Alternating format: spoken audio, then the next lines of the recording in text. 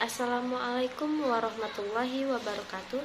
Perkenalkan, saya Ayu Sekarini, program studi Perbankan Syariah kelas 4B. Di sini saya akan mempresentasikan ujian tengah semester Ulumul Hadis tentang hadis riba dan hadis jual beli. Yang pertama, riba. Riba ialah penetapan bunga atau melebihkan jumlah pinjaman saat pengembalian berdasarkan persentase tertentu dari jumlah pinjaman pokok yang dibebankan kepada peminjam. Riba secara bahasa bermakna ziyadah. Dalam hadis, Nabi Muhammad SAW memerintahkan agar seorang muslim menjauhi riba. Riba termasuk satu dari 7 dosa besar. Nabi SAW bersabda, "A'udzubillahi minasyaitonirrajim. Bismillahirrahmanirrahim. Ajtanibus sab'al mubiqah." Qala ya Rasulullah, wa ma hunna? Qala syirku billah wa syirhu wa qatlun nafsil lati haramallahu illa bilhaq wa aklur riba wa aklu malil yatim wa tawalli yaumaz zahfi wa qadful muhsanatil mu'minatil ghafilah, yang artinya jauhi 7 hal yang membinasakan. Para sahabat berkata, "Wahai Rasulullah, apakah itu?"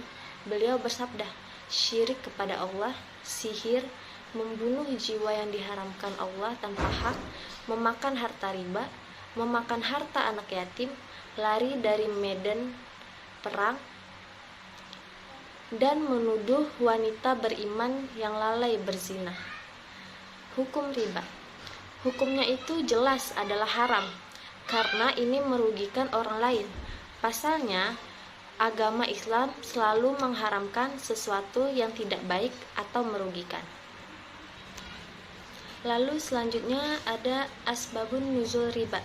Syekh Jalaluddin As-Suyuti dalam kitabnya Al-Itqan fi Ulumil Quran menukil sebuah hadis riwayat Imam Bukhari mengatakan bahwa ayat terakhir yang diturunkan oleh Allah Subhanahu wa taala adalah ayat tentang keharaman riba.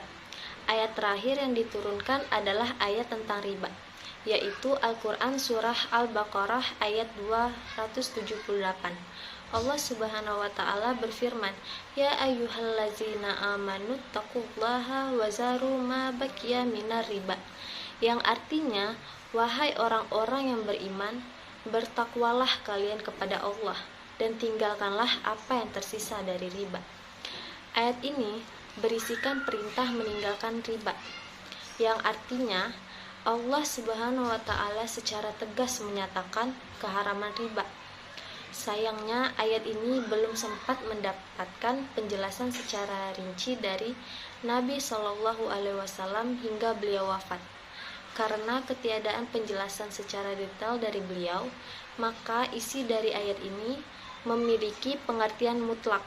Untuk itu, memerlukan darun atau penelitian dari para ulama dan ahli fikih tentang bentuk riba yang dimaksud. Perlu diketahui bahwa tahapan ayat yang berbicara soal hukum riba adalah menyerupai tahapan pengharaman khamr. Menurut Syekh Ahmad Mustafa Al-Maragi, dalam tafsir Al-Maragi ada 4 tahapan pengharaman riba. Tahap yang pertama, Allah Subhanahu wa taala hanya menunjukkan sisi negatif dari riba, sebagaimana dalam tafsir surah Ar-Rum ayat 39. Tahap kedua, Allah Subhanahu wa taala menunjukkan isyarat keharaman riba. Pada tahap ini, Allah Subhanahu wa taala mengecam praktik riba yang dilakukan oleh orang-orang Yahudi. Asal-usul kecaman adalah ditekankan pada aspek kezaliman yang terjadi pada praktik riba tersebut.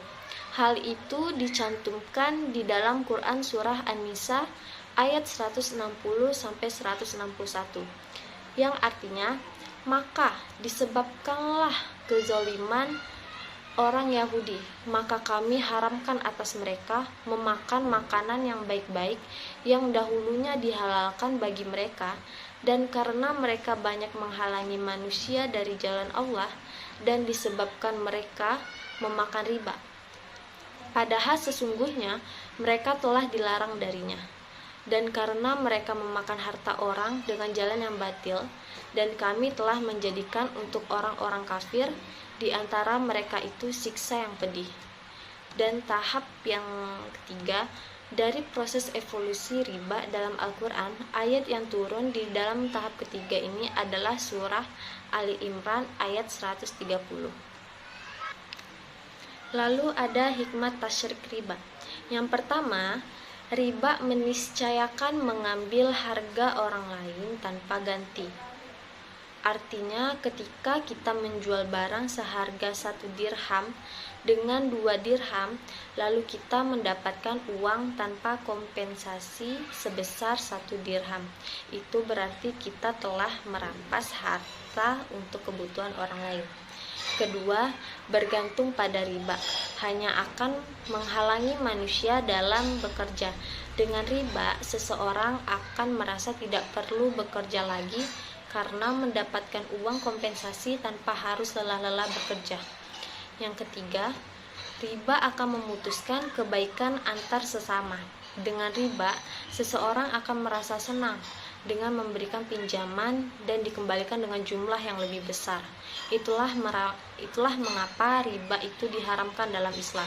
Dan yang terakhir, riba dapat mengambil hak dan harta orang lain.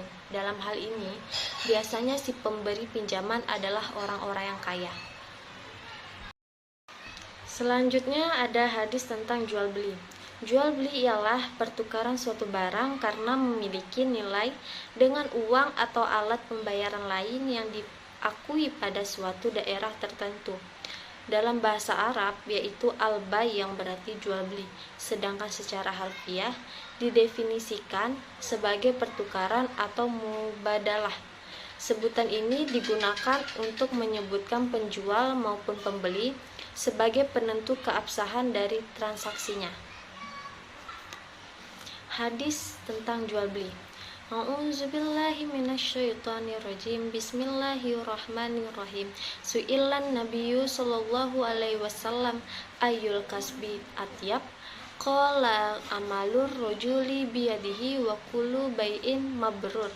Yang artinya, Nabi sallallahu alaihi wasallam pernah ditanya, usaha, pekerjaan atau profesi apakah yang paling baik?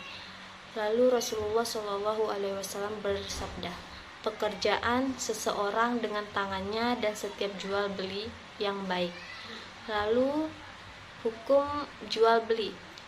Para ulama fikih mengambil suatu kesimpulan bahwa jual beli itu hukumnya mubah atau boleh. Namun menurut Imam Asy-Syatibi, ahli fikih mazhab Imam Maliki, hukumnya bisa berubah menjadi wajib dalam situasi tertentu. Sebagai contoh dikemukakannya bila suatu waktu terjadi praktek ihtikar, yaitu penimbunan barang, sehingga persediaan hilang dari pasar dan harga melonjak naik. Apabila terjadi praktek semacam itu, maka pemerintah boleh memaksa para pedagang menjual barang-barang sesuai dengan harga pasar sebelum terjadi pelonjakan harga barang itu. Para pedagang wajib memenuhi ketentuan pemerintah di dalam menentukan harga di pasaran. Lalu asbabun nuzul jual beli. Diriwayatkan oleh Ahmad dan Al-Bukhari dari Zaid bin Sabit, ia berkata, Rasulullah Shallallahu alaihi wasallam tiba di Madinah. Sedang kebiasaan kami adalah saling menjual buah-buahan sebelum tampak layakannya. Hingga Rasulullah Shallallahu alaihi wasallam mendengarkan suara orang bertengkar. Beliau berkata, "Ada apa ini?" Lalu dilaporkan pada beliau, mereka membeli buah-buahan. Mereka berkata buah-buahan itu terkena ad-daman, buahnya membusuk, dan at-tasyam, berguguran.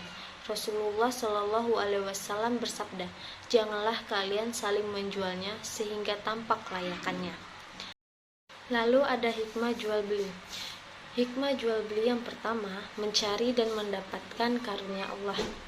Hai orang-orang yang beriman, apabila diseru untuk menunaikan sholat Jumat, maka bersegeralah kamu kepada mengingat Allah dan tinggalkanlah jual beli yang demikian itu lebih baik bagimu jika kamu mengetahui. Apabila telah ditunaikan sholat, maka bertebaranlah kamu di muka bumi dan carilah karunia Allah dan ingatlah Allah sebanyak-banyak supaya kamu beruntung.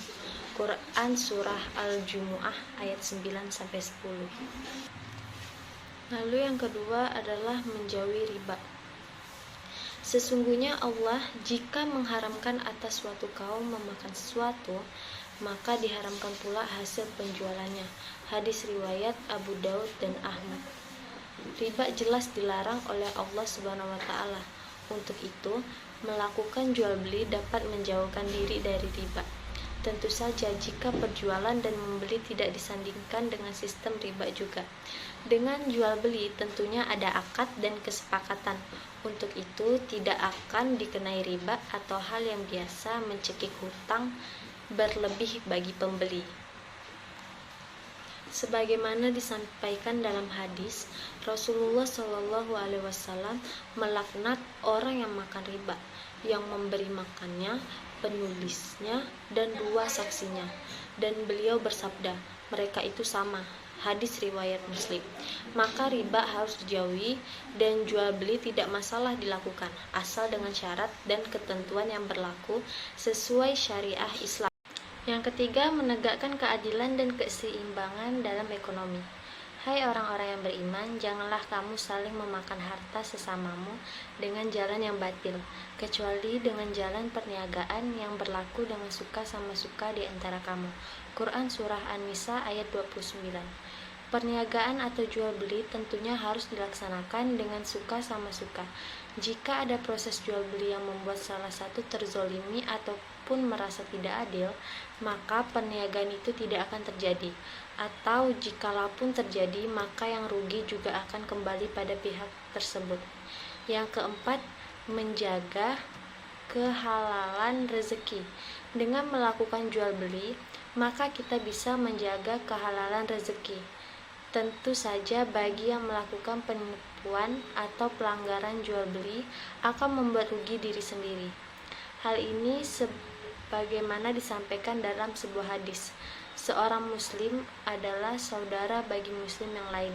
Tidak halal bagi seorang muslim menjual barang dagangan yang memiliki cacat kepada saudaranya sesama muslim, melainkan ia harus menjelaskan cacat itu kepadanya. Hadis riwayat Ibnu Majah. Dan bagi penjual atau pembeli yang tidak bisa menjaga kehalalan rezekinya, maka sebagaimana hadis, barang siapa yang berlaku curang terhadap kami, maka ia bukan dari golongan kami. Perbuatan makar dan tipu daya tempatnya di neraka. Hadis riwayat Ibnu Hibban. Yang kelima, produktivitas dan perputaran ekonomi. Dengan adanya jual beli, hikmah yang didapat lagi adalah akan terjadinya produktivitas dan perputaran roda ekonomi di masyarakat. Ekonomi akan berjalan secara dinamis dan tidak dikuasai oleh satu orang yang sah mengonsumsi barang atau jasa. Untuk itu, proses jual beli yang dilakukan dengan adil dan seimbang akan membuat keberkahan rezeki bagi masyarakat. Dan yang terakhir, silaturahmi dan memperbanyak jejaring. Selain dari hal yang disebutkan di atas, dapat diketahui pula bahwa proses jual beli dapat menambah silaturahmi dan memperbanyak jejaring kita di masyarakat. Berbagai kebutuhan akan kita beli di orang yang berbeda. Untuk itu, setiap transaksi jual beli kita akan mendapatkan orang-orang yang berbeda di setiap harinya. Untuk itu, jejaring pun akan semakin banyak. Dengan silaturahmi dan jejaring, tentunya hal tersebut dapat menambahkan keberkahan harta dan rezeki kita. Sekian penjelasan dari saya, kurang dan lebihnya mohon maaf. Assalamualaikum warahmatullahi wabarakatuh.